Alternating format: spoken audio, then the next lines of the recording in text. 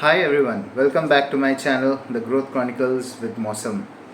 In this video, I'm going to talk about a very common challenge that a lot of professionals see in real life in FMCG industry specifically कि जो है एक बहुत ही अच्छा plan है, जो strategy बना के लोग ने बोर्ड रूम में बैठ के एक अच्छा स्ट्रैटेजी बनाया है, पूरा डिटेल वर्किंग है, looks like a perfect plan, but जब एग्जीक्यूशन का बात होता है इट फॉल्स फ्लैट। ऐसा क्यों होता है? ये बहुत ही कॉमन एक्सपीरियंस है। जैसे एक एग्जांपल दे के मैं समझाना चाहता हूँ इस चीज़ को कि सपोज़ आपने एक नया लॉन्च का प्लान कर दिया कि एक स्पेसिफिक बिस्किट्स है, 5 रुपए का पैक लाते हैं, हमने कंज्यूमर रिसर्च किया है तो लोगों को ये पैक पसंद है तो हमें ट्रायल जनरेट करना है इसके लिए। तो ये पैक रहा, इसको हमें एन नंबर ऑफ़ आउटलेट्स में डिस्ट्रीब्यूट करना है। पकड़ लो अगर आपका टेरिटरी में 1000 आउटलेट्स है तो आप बोलते हो एक एक पीस या फिर दो दो पीस आपको 600 से 700 आउटलेट्स में डालना है। फिर जैसा ही रिपीट परचेस आएगा, रिपीट ऑर्डर्स आएंगे, आप उसको फुलफ़िल करोगे। तो इसके लिए आप बहुत सारा प्लानिंग करते हो कि कौन सा आउटलेट में देना चाहिए, कितना पीसेस देना चाहिए आउटलेट में। सेल्स टीम को ट्रेनिंग देते हो कि ये प्रोडक्ट आखिर जाके पिच कैसे करे एक दुकानदार को कंपटीशन के अगेंस्ट में, क्या डिफरेंशिएटेड फीचर्स है, क्या डिफरेंशिएटेड प्राइसिंग है जो हेल्प करेगा ये रिटेलर को ये ख़रीदने में और फिर बेचने में।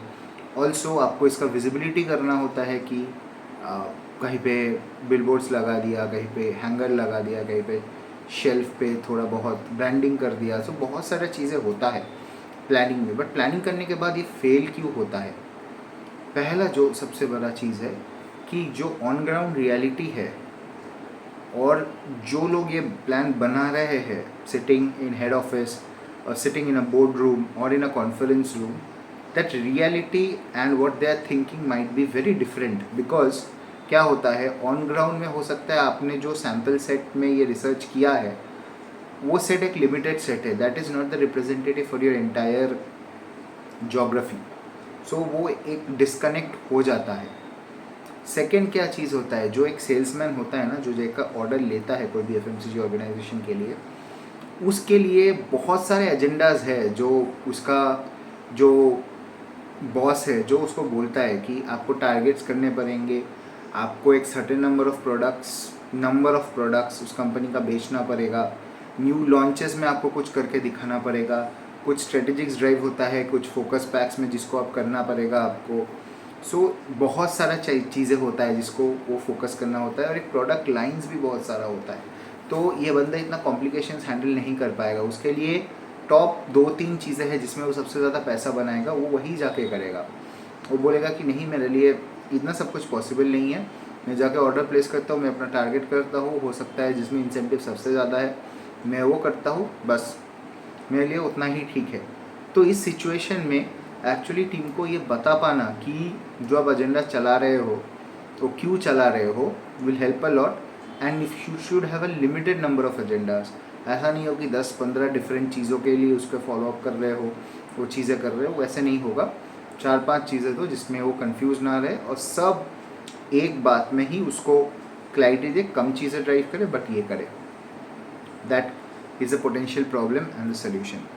दूसरा जो चीज़ है वो ये है कि इनसाइट बहुत अच्छा है, आपका टीम का कैपेबिलिटी है, बट प्लानिंग में गड़बड़ी है। फॉर एग्जांपल आपका प्रोडक्ट इतना हिट हो गया, now you don't have stocks to replenish them because आपने एक इतना एस्टिमेट ही नहीं किया था कि इतना अच्छा हो जाएगा आपका जो प्लान है। और या फिर दूसरा चीज़ भी हो सकता है कि प्रोडक्ट्स ऑफ द शेल्फ गया ही नहीं तो ये पूरा फेलियर हो गया। तो ये एक चीज़ हो सकता है कि जो प्लान बनता है वो एग्जीक्यूट के नहीं हो पाता। थर्ड जो मेजर रीज़न है वो है कि जो आप आउटलेट सिलेक्ट करते हो वो कैटेगरी हैंडलर्स है कि क्या कि नहीं। कैटेगरी हैंडलर्स मतलब क्या होता है, वो आउटलेट्स जहाँ पे वो कैटेगरी बिकता है। फॉर एग्जांपल अगर आप किसी भी ऐसे दुकान में चले जाओ जहाँ पे आटा मिलता है, जिसमें गेहूँ मिलता है, जिसमें राइस मिलता है, और उधर आप जाके बिस्किट बेचने का कोशिश करो तो मोस्ट लाइकली वो नहीं ले पाएगा, राइट। और केमिस्ट शॉप में अगर आप जाकर बिस्किट बेचने की कोशिश करो वो नहीं ले पाएगा। तो जो आउटलेट्स आप सिलेक्ट करो उसमें लॉजिक होना चाहिए। फोर्थ क्या रीज़न होता है कि आपने बढ़िया प्लानिंग किया, सब कुछ किया, बट जो कंज्यूमर है उसको पता ही नहीं कि आपका ये नया प्रोडक्ट लॉन्च हुआ है, तो भाई वो कैसे लेगा? तो ये भी एक दिक्कत आ जाता है।